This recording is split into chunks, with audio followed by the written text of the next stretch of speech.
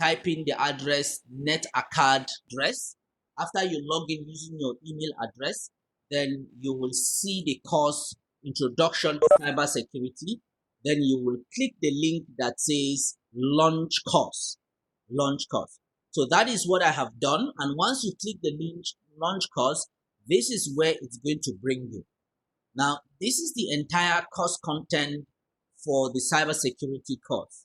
So chapter 1 is talking about the need for cybersecurity. Chapter 2, attacks, concept, techniques.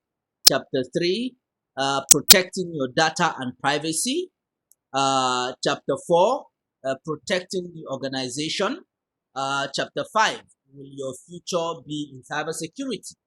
So the major content we will be working on is chapter 1 to 4.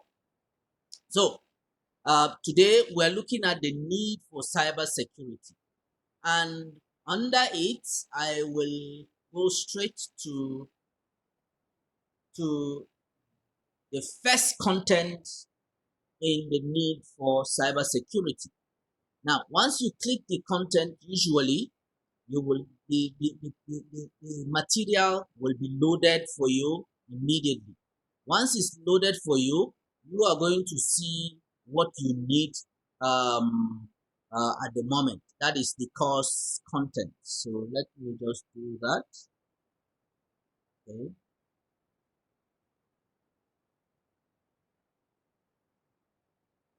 Okay. Sorry, maybe I forgot to. I think I logged in. I'm to chapter 1, and I come to introduction, the need for cybersecurity. Now, this is where it brings me. It says this chapter explains what cybersecurity is and why the demand for cybersecurity professionals is growing. It explains what your online identity and data is, where it is, and why it is of interest to cyber criminals. This chapter also discusses what organizational data is and why it must be protected. It discusses who the cyber attackers are and what they want. Cybersecurity professionals must have the same skills as cyber attackers. But cybersecurity professionals must work within the bounds of the local, national, and international laws. Cybersecurity professionals must also use their skills ethically. Also included in this chapter is content that briefly explains cyber warfare and why nations and governments need cybersecurity professionals to help protect their citizens and their infrastructure. So this is just like to give us an idea on why this course is so important. So the question, what is cybersecurity, comes up. So we said the connected electronic information network has become an integral part of our daily lives. All types of organizations such as medical, financial, educational institutions use this network to operate effectively. They utilize the network by collecting, processing, storing, and sharing vast amount of digital information. As more digital information is gathered and shared, the protection of this information is becoming even more virtual to our national security and economic stability. So, cybersecurity is the ongoing effort to protect these network systems and all the data from unauthorized use or harm. On a personal level, you need to safeguard your own identity, your own personal data, and your computing device. That is, maybe you're using a phone, an iPad, a desktop, you need to protect them. At the corporate level, it is everyone's responsibility to protect the organization's reputation, the organization's data, and customs. At the state level and national security, and at the safety and well-being of citizens of the state So here we are saying that the world is going digital. We have different digital devices, and these digital devices are connected in so many ways. And every now and then we put in information and data on these digital devices. It could be your laptop, your iPad, your phone, personally at home, or maybe in the office, or wherever it is. And so when we have all these devices interconnected together, there is a high chance and tendency of some persons to access this information without permission or unethically for their own malicious intention. So cybersecurity now is just a way you and I can protect our own data, our own privacy, our own information, either personally or at the corporate level. So everyone has an identity. Everyone has an identity. So as more time is spent online, most of us know we spend a lot of our time online. We have identity, both online identity and offline identity, and it can affect our life. Your offline identity is the person who your friends and family interact with on a daily basis at home, at school, at work. They know your personal information, such as your name, your age, or where you live. Your online identity is who you are in your cyberspace. And your cyberspace is the internet. How you interact on your social media, how you interact on your mails, how you interact every now and then. So, such as your name, your age, or where you live, your online identity is who you are in the cyberspace. Now, it is important for us to note that every one of us that is currently enrolled in this particular course has an identity online. So how sure are you that that identity is protected? So your online identity is how you present yourself to others online. So a lot of cases, people lie about their identity online, as they do lie sometimes in their offline identity. This online identity should only reveal a limited amount of information about you. You should take care when choosing your username or aliases for your online identity. Your username should not include your personal information. It should be something appropriate and respectful. This username should not lead strangers to think you are an easy target for cyber crimes or unwanted attention. So, most at times, somebody says that you are how you dress. You dress how you want to be addressed. So, it is the same thing online. There are ways you present yourself online that attracts unnecessary attention. And most at times, this online identity we give ourselves tells what kind of data or what kind of records that we give online. Sometimes organizations give medical data, employment data, you give your online information, you give your online identity, your education data, your financial data, your data on your computing device. Now, if you put all this data, all this information we're talking about together, that is entirely who you are. This is who you are in the digital space, in the online identity. So, any information about you can be considered to be your data. Like we said, it could be your medical records, the doctors that you see, the tests that are being run. There are hospitals that keep your medical records. So if I access your medical record, I can say the ailments that you have. I can know the kind of diseases that you have been treated from. I can know what you are reacting to or your allergies. I can know a lot about medical records. and I can use that for or against you. You can look at your educational records as you progress through your education, information about your grades, your tests, your attendance, your courses that you have taken, the awards you have gotten, the degree you have gotten, the disciplinary reports you have gotten, everything about your educational reports can also be online. How about your employment details? Your employment details also can be online. How much you earn on a monthly basis, the tax you pay or whether you don't pay, the checks you give, whether they bounce or whether they are there, your banking information, your employment history. In fact, this is basically who defines us. Now, when we have so much of this data, where do we keep it? Where do we keep it? Around the globe, we have different continents or different companies, countries that houses voluminous amount of data. I am 100% sure that all of you that are in this particular course now, one way or the other, you have an email address.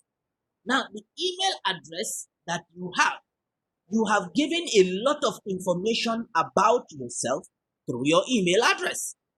Now, this email address are servers that are hosted by companies, and they have every conversation that you have engaged via email. Question is it safe or not?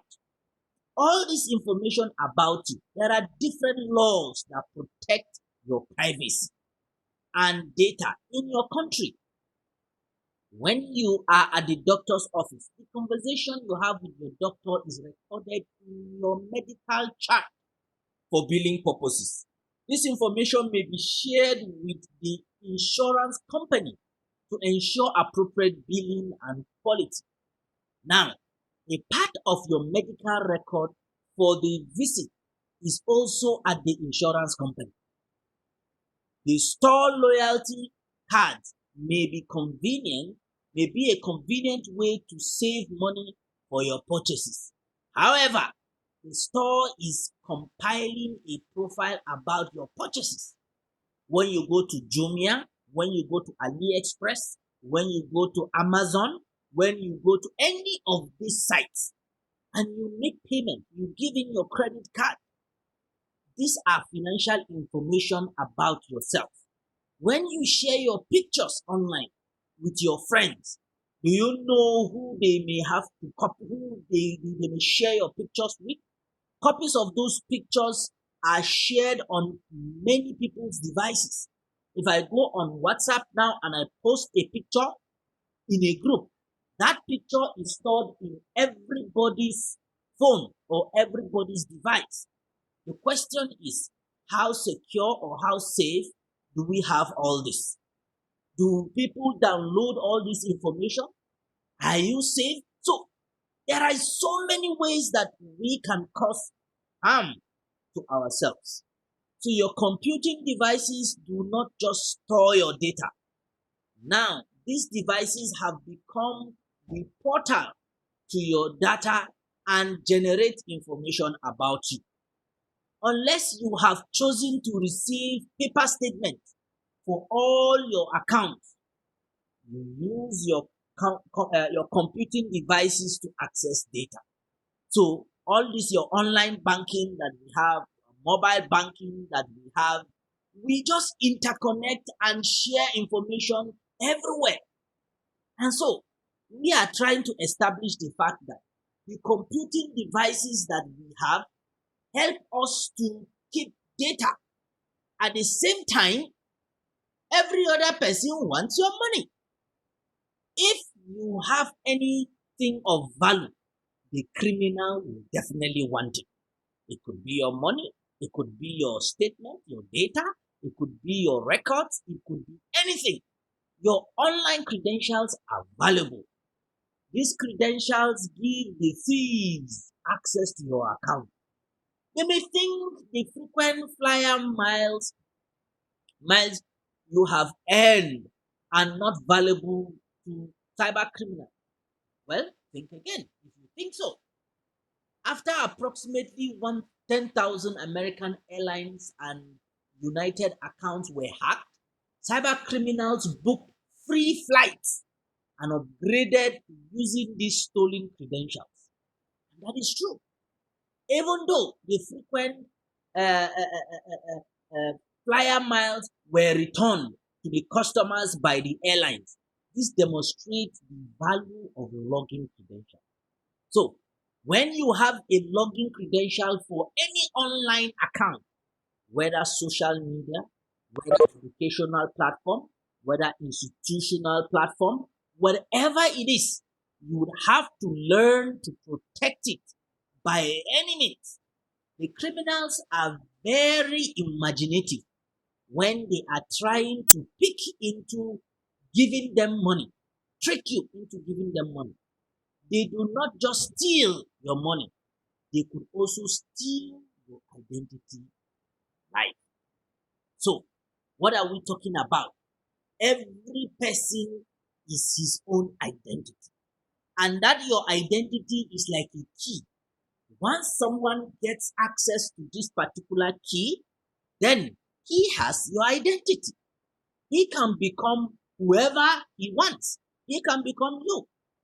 So, as medical cost rises, medical identity theft also on the rise.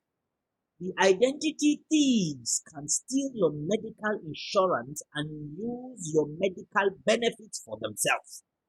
And that is true. The annual tax filing processes may vary from country to country. However, cyber criminals see this time as an opportunity. For example, the people in the United States need to file their taxes by April 15 every year.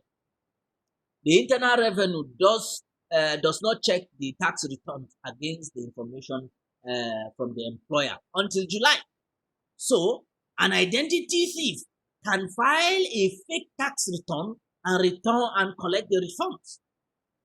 And the legitimate flyers will notice when their returns are rejected by IRS. So, what are we talking about? We are saying that we have information, we have valuable records, we have data that are so important that other people have malicious intention to collect it and use it. So, we have different types of organizational data. We have the traditional data, we have the Internet of Things, and big data. And so, we said corporate data includes personal information, intellectual properties, and financial data. The personal information includes application materials, payroll, offer letters, employee agreements, and any information used in making employment decisions. Intellectual properties such as patents, trademarks, and new product plans allow a business to gain economic advantage over competition. These intellectual properties can be considered a trade secret. Losing this information can be disastrous for the future of a company. Remember, we are talking about the need for what? For cybersecurity. And so we are looking at all these elements. We're looking at all these data that some of us might think it is nothing so important. Some of us think that what do we have that any other person might even want? Well, with the emergence of the Internet of Things, where there is a lot more data to manage and secure. And you might say, what is Internet of Things? It is a large network of physical objects, such as sensors, equipment that extend beyond a traditional computer. We're looking at a situation where your car is connected to the network. In your home, your curtains, your lights, your television, your radio, your everything is connected to the internet. That's Internet of Things. Everything about the internet, your cameras, your shoes, in fact, even your watch. So, If all these devices are connected to the network, you can imagine the amount of data, the quantum of data that is being harvested. And that is why every country now is trying to think of the ideology of 5G, because they think that 4G cannot provide the speed of transmission of data. Well, here, all these conditions, plus the fact that we have expanded more storage capacity and storage services through the cloud and virtualization, leads to the exponential growth of data. That is why we have a course called data mining. And it is in CISCO, we have a course also called big data analytics, meaning that people can study how to harvest data. And there is a lot of money. You open Gmail, how much do you pay? Free. You open Facebook, how much do you pay? Free. You open Twitter, how much do you pay? Free. You have a WhatsApp account, how much do you pay? Free. And yet, you are told that the companies that have all these platforms are millionaires, billionaires. How do you think they make their money? Or do you just think they are philanthropists?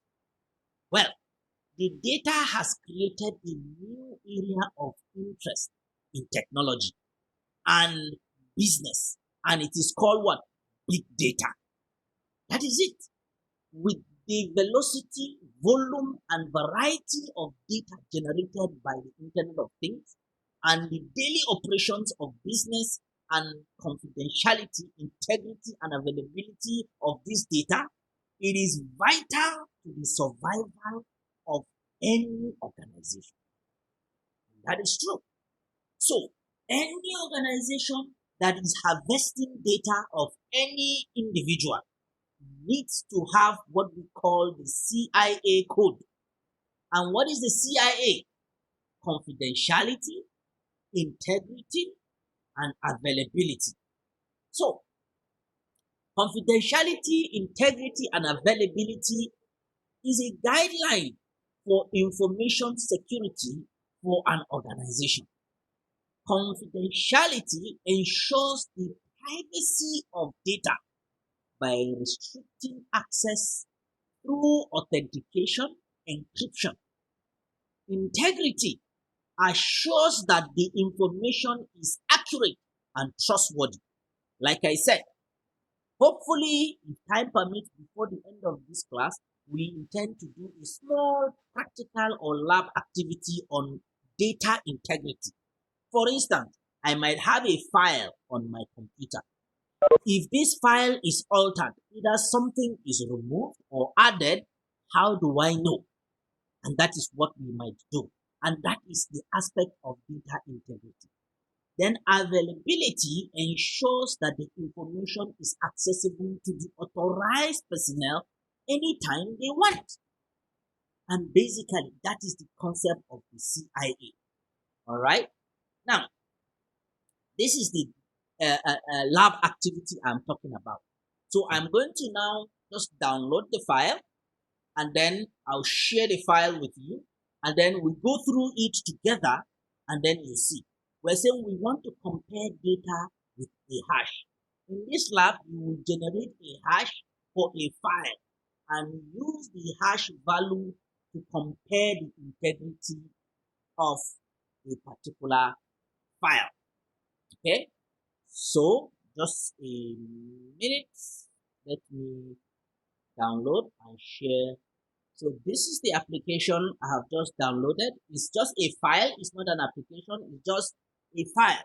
And like we said, we want to compare data with a hash. So the objective is use a hashing program to verify the data integrity, meaning that we want to know whether a file has been altered or not. So this is the background. It is important to understand when data has been corrupted or it has been tampered with. A hashing program can be used to verify if data has changed or if it has remained the same. A hashing program performs a hash function on data or file. which returns usually a much shorter value.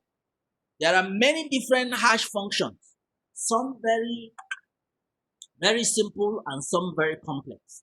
When the same hash is performed on the same data, the value that it returns is always the same.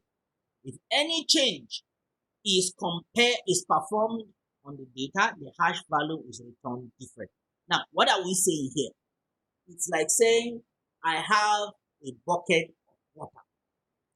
I carry this bucket of water and I place it on a scale, and it is measured that the water is being weighed as let's say 50.2 kg. Now, and I come, or maybe let's say meat. I go to the market and I buy like 1 kilogram of meat, and I weigh it is 1 kilogram. If I keep it in the kitchen and somebody comes and uses a knife to cut a piece of that meat, by the time I carry the same meat and I weigh it, the weight is going to change.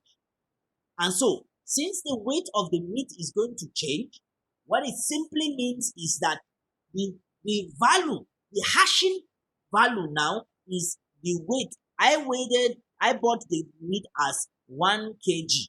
Now I have weighed it again and I'm getting a different value. Instead of 1 kg, I am getting less than 1 kg.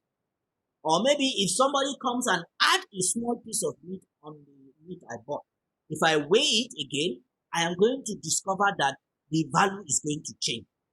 Now, that is the same thing with files, with documents, with records that we're talking about. If I have a record, I have a file on my computer and it's restricted, confidential, and somebody comes and delete maybe a line, how do I know? Or somebody comes and add something, how do I know? That is what this lab is talking about. With this lab, all I need is I need a PC with internet access. That's all I need, a computer with internet access. So what do I do? First, create a text file. When we create a text file, search your computer for Notepad and type text program. So this is just to open this particular environment. So to do that, I am going to show you how to go about it. Okay. So just a minute.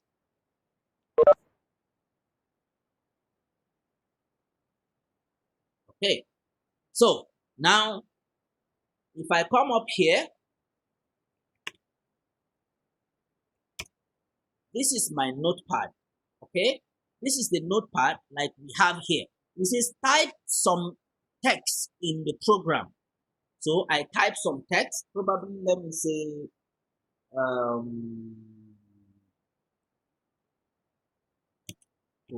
coronavirus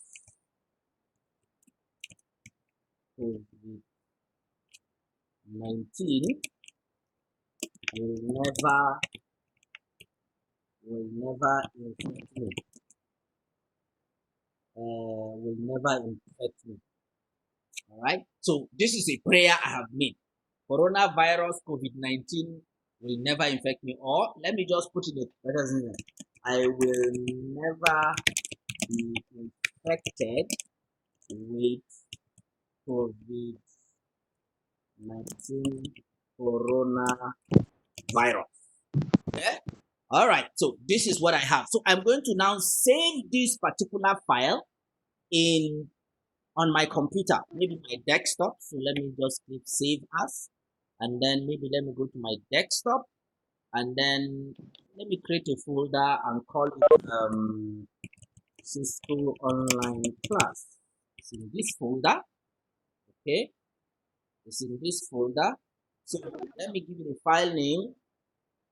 So let's call it lab 1. All right. Now it says type some text in this program. So I have typed. They say save the file and navigate to desktop. So we have done that. Is that not so? Then navigate to desktop, type hash in the file name, that is the field, and click save. What they are trying to say is we should type hash in the file name. So instead of us to call our own lab1, we should just call it hash. But we have called our own lab1. But so that you don't get confused, let me save it as hash. But it doesn't really matter.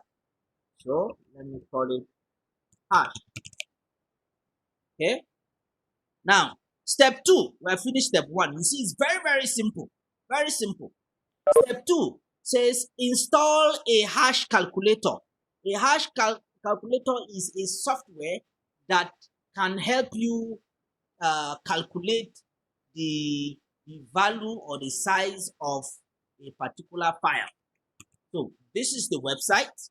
So I'm just going to come here and then type the website so that I'll be able to download that particular file. So you see, this is the website. All right, like we said here. Now, what did they say? Open a web browser and navigate to this. This is the web browser and this is where we are. Okay. Step 2, it says click download in the hash calculator version 2.2. Which one? Let's look for hash calculator version 2.2. Look at it here. Okay, under free software downloads. All right, so open the file zip and run it. That is installed. So let me come to my browser. Look at it, hash calculator 2.2. They say we should download it, so I'm going to download it. Start download. Right, so it's downloaded. The next thing they say we should do what? The instruction says open the file and run the setup.exe. That means we should install it. All right, so let us install it together. So I'm going to come here with my downloads. This is my downloads. Look at it, hash calculator. So I'm going to extract it here. Okay. Right. So this is the file they said we should install. So to install, I'm just going to double click and then click accept and just follow the steps. Install. See, it's very easy. So once I click finish, all right, this is what I see. But don't worry. Okay, this is the application. Can you see? This is the application. So now let's see what the instruction tells us. Let's follow the installation wizard to install the hash calculator. So we have followed the installation, and this is what we are supposed to see, and that is what we see. Now, step 3 says calculate a hash for the hash text. Calculate the hash for the hash text. Okay, that is the file we saved. The file we saved earlier. So, it says, how do you calculate? Set up the following items in hash calculation. All right, this software. So the data format is file, the data. So this is what we are looking at. You see, this is data format. This is data. All right, we're going to fill this information. So data format, we're going to put what? File. Look at it here, file. The next thing is the data. What is the data? It says we should click the button and we'll go to the desktop to the file that we created. All right, so when we come to data, this is what we're going to click so that we will load in our file. Then 3 says we should uncheck the HMAC, all right, and uncheck all hash types except MD5. All right, so uncheck HMAC. Where is it? Where is HMAC? All right, HMAC will uncheck it. All right, so we'll make sure this one is not checked. Then the next thing they say we should do is what? Uncheck all hash except what? MD5. Uncheck all hash types. All right, all hash types except what? MD5. So we'll uncheck all these things except MD5. So that's all we're going to do before we calculate. So let's come to the software. This is the software. They say we should maintain this as file. Then we should uncheck this. Then uncheck all this except what? MD5.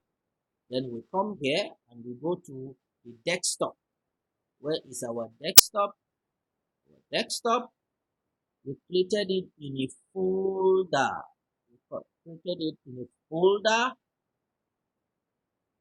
I think we call it CISCO online class. All right. See the file here. hash.txt. Open. Okay. So what did the next statement? What did they say we should do? Look at it. We are in step 3. Step 3B. Just click the calculate button. What is the value next to the MD5? Okay. So we say we should calculate. So this is the value next to the MD5. So I'm going to copy this value. Go together. I'm going to copy this value. And then let's see what they tell us to do next. Okay. What is the value to the MD5? So this is the value that we have seen. Now they says make a change to the hash file again. All right. But before we make the change, let us save. Let me save this particular value somewhere. Okay. Let me say. Let me put it here. All right. Good. Now it says click. Okay, step 4, make a change to the hash text file and then navigate to the desktop, open the hash.txt file, then make a mirror change to the text file such as deleting a letter or adding a space or period, then save the file. Okay, so I will come to my desktop and CISCO online. This is the file. So they said we should add something. So I will never be infected with COVID-19 virus. And let me just put ever. I'll say never. Okay. So I have made changes to this document. So I'm going to save it. So I click file, save. All right. That's what we're asked to do. Now, it says, click save. We have saved and close the notepad, which we have done. Step 5 again. Calculate a new hash value of the file, hash.txt. So, we'll come back here again and look at it here. We'll click it. So, we'll calculate a new hash value. So, you see, this is a new hash value. So I'm going to copy this now. Okay. And then I'm going to go and this is where I save. So I'll put this is the new hash value. You see that this hash value is entirely different from this hash value. Are we together? This hash value, the two hash values do not look alike. All right. The question is the value different from the recorded one in step 3? The answer is what? Yes. So, please place a check mark next to all the hash types and calculate. All right? All the hash types. Yes. Okay. You see, we're just following the instructions as it is. It says place a check mark next to all the hash types. Okay. Then calculate. So we have calculated. Now notice that many of the hash types created a hash of a different length. Can you see? Of a different length. The question is why? Many of them created hash type of different lengths. Question is why? Let's find out. Okay. As we go through the lesson, you will understand that it is of different length because the value of the file has changed. So if I come back to the file again, this is the file, and then I remove this, and then I calculate the hash value again.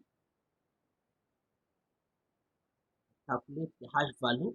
It will bring me back to the previous hash value. It will bring me back to the previous hash value. So this small lab, I want to advise you or encourage you to try it on your own. The idea of the lab is just to teach us how we can identify a particular what do I say? How to identify a particular file that has been altered or not. Okay, so that is the lab activity. Now, the consequences of a security breach. All right, a security breach. What are the consequences? Number one, it will ruin your reputation. All right, vandalism, theft, revenue loss, damage intellectual property. These are very, very heavy things that you would not want to experience once your data has been breached. Okay, now the online password manager LastPass detected unusual activity on its network in July 2015. I'm just giving you an example of a company that had a security breach. Okay, and there is a company in US that helps to manage the password of people, right? And that is LastPass. Okay, so they experienced an unusual security network breach in July 2015. It turned out that hackers had stolen user email addresses, password reminders, and authentication hashes. Fortunately for the users, the hackers were unable to obtain anyone's encrypted password vault, even though there was a security breach. LastPass could still safeguard the user's account information. LastPass requires email verification or multi-factor authentication. Whenever there is a new login from an unknown device or IP address, the hacker would also need the master password to access the account. So what happened? LastPass users also had some responsibility in safeguarding their own account. The users should always use complex master passwords and change the master password periodically. These users should always beware of phishing attacks. An example of a phishing attack would be if an attacker sent a fake email to you claiming to be he's from LastPass company, for instance. The email asks the users to click the embedded link to change their password. And I'm sure a lot of people have had this kind of error. Someone will call and say that he's from CBN, they should give their BVN number or their account number, or they will call and say they are from the bank is doing an update. You should give in your credit card number, or they will send you an email that the bank is doing an update. Log in your account number and details so that they can play around with you, so that you can change the password to what they know. The link in the email goes to a fraudulent version of the website used to steal the master password. The users should never click the embedded link in an email. The users should also be careful with their password reminders. The password reminder should not give away your password. Password reminders is most of us that have browsers on our system and we are lazy to always type our password. Our password comes by default. So somebody can come to your system and come to your browser. You will see your password reminder. So here we are saying, even if you want to have password reminders on your system, it would be good that you place a security check on the password reminder. If I try to find out the password of my system, of my one of my activities, then it will be difficult. It will be difficult, all right? So here we said that the link in the email goes to a fraudulent version. Okay, we've gotten that. If the users and service providers both utilize the proper tools and procedures to safeguard the user's information, the user's data would still be protected, even in the event of a security breach. Okay, that is just one example. There are so many other examples too. Another one is maybe a high-tech toy maker for children decides to now create um, a virus to breach into this database of anything. So it happened in November 2015 when a high-tech toy maker for children, VTech, suffered a serious security breach into their database. This breach could affect millions of customers around the world, including children. The data breach exposed sensitive information, including what? Customer names, email addresses, passwords, pictures, chats. So many, name them. A toy tablet, just like an iPad tablet, had become a new target for hackers. The customers had shipped photos and used the chat features through the toy tablet. The information was not secured properly, and the company website did not support the SSL, or what we call secure SSL communication procedure. So you see, these are examples of breaches that happen. There's another example of breach that happened also in the United States, and so many other examples. And so, when such examples happen, when such breaches happen, what was taken? And this is going to be your assignment. All right? These three companies that I have just read, you are going to tell me what was taken. You will read and tell me what was taken. So, I'm going to show you, this is just where you just click the lab and it will download the file. Let me open the file that was downloaded. And then see download. Okay.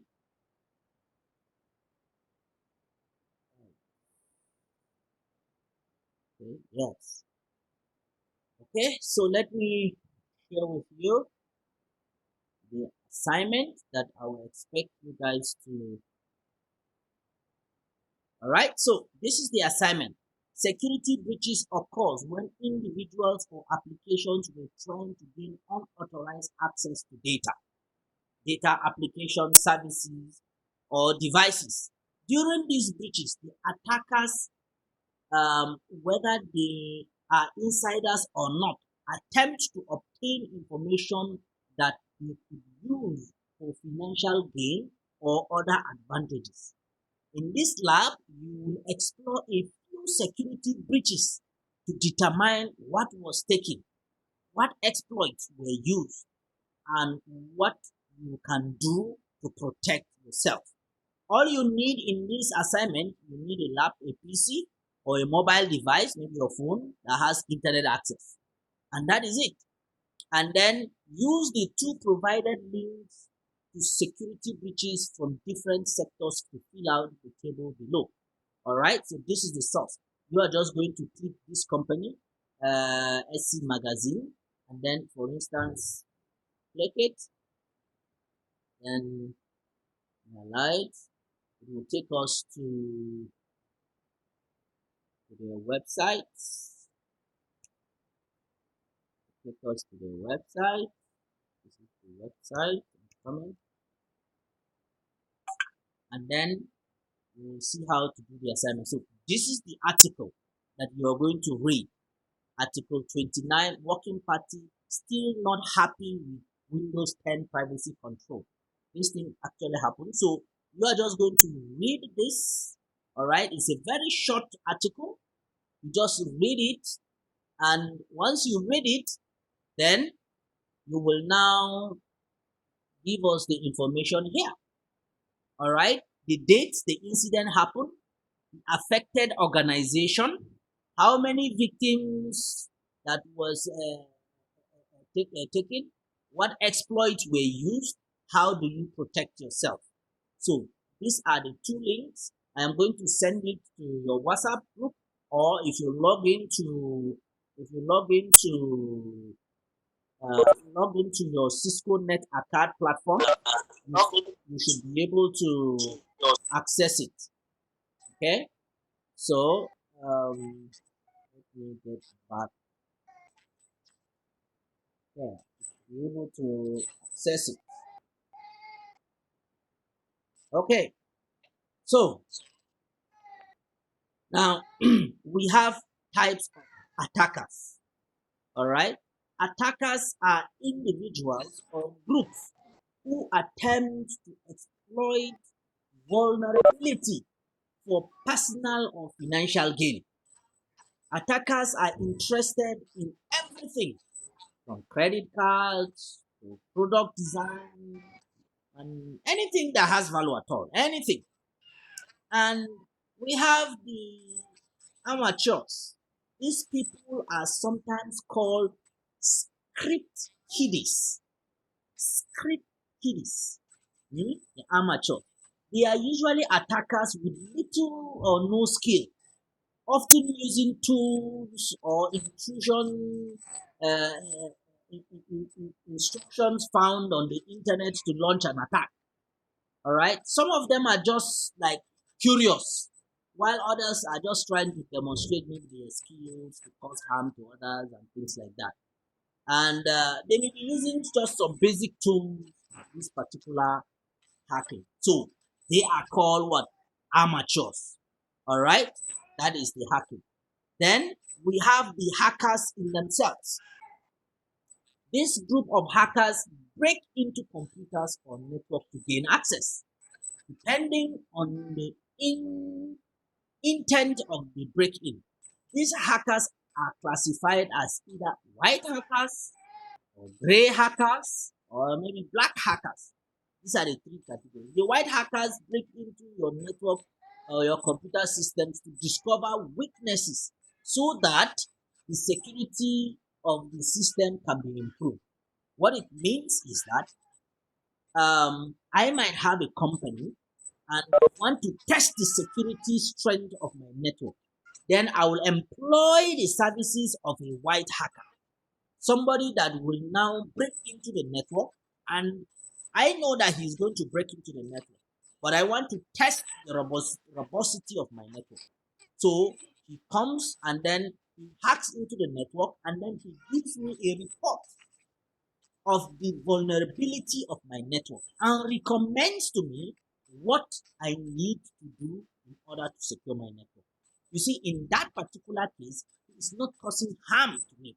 It's not fetching any unauthorized information. It's not doing any of such. All right. So those category of people are called white hackers. All right. So these breaks are done prior with permission. Now, the gray hat hackers are somewhat between the white hackers and the black hat hackers. The gray attackers may find vulnerability in the system. The gray hat hackers may report the vulnerability to the owners of the system if that action coincides with their agenda. Some gray hat hackers publish the fact about vulnerability of internet so that others can exploit it. So you see, how about the black hackers?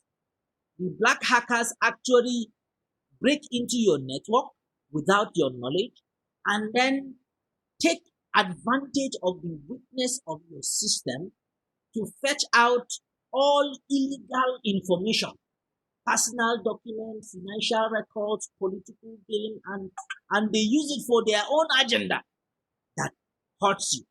So the gray hackers are in between those. So you see, we have the amateurs, we have the hackers, then we have the organized hackers. These hackers include organizations of cyber criminals, activists, terrorists, state-sponsored hackers, and so on and so forth. So cyber criminals are usually groups of professional criminals focused on control, power, and wealth. The criminals are highly sophisticated and organized, and they may even provide cybercrime as a service to other criminals. Wonderful. So, you see, these are like more professional, a group of people that do this hacking. Okay? Now, when you have such a case, how do you deal with internal and external threats? You have maybe a cyber attacker here. Then that cyber attacker could be either from outside or from inside. If he's from inside, it is maybe employees or ex-employees that have credentials to your organization, or maybe your contract staff or trusted partner or things like that. Outside attackers could be maybe organized hackers, or maybe the hackers amongst themselves or the amateurs. All right. So these are whether internal or external. But all in all, it leads to what? Cyber warfare. So I'm going to just play this small video, and I want us to. Space has become another important dimension of cyber warfare, where nations can carry out conflict without clashes, the clashes of traditional troops and machines. This allows countries with minimal military presence to be as strong as other nations in cyberspace. Cyber warfare is an internet-based conflict that involves the penetration of computer systems and network of other nations. These attackers have the resources and expertise to launch massive internet-based attacks against other nations to cause damage or disrupt their services. And that is it. So an example of a state-sponsored attack involves the StockNet malware that we just watched in this particular video. So we can click to read the transcript of the video or another video to learn about StockNet. So you can go on and on and on like that. So what is the purpose of the cyber warfare? The main purpose of cyber warfare is to gain advantage over your adversaries. And usually they are other nations or their competitors. All right? So a nation can continuously invade other nations' infrastructure and still defend their secrets. Furthermore, compromised sensitive data can give the attackers the ability to blackmail personnel within government. This information may allow an attacker to pretend to be an authorized user to access sensitive information. So you see, there is the motive that all these people are talking about. So this is the end of chapter 1 that we have looked at. In summary, the chapter explained the features and characteristics of cybersecurity. It explained why the demand for cybersecurity professionals will only continue to increase. The content explains why your personal online identity and data is vulnerable to cyber criminals. It gives some tips on how you can protect your personal online identity and and data. This chapter also discussed organizational data, what it is, where it is, and why it must be protected. All right. We also talked about cyber attackers, cyber professionals, and the like. We also talked about what the cyber warfare.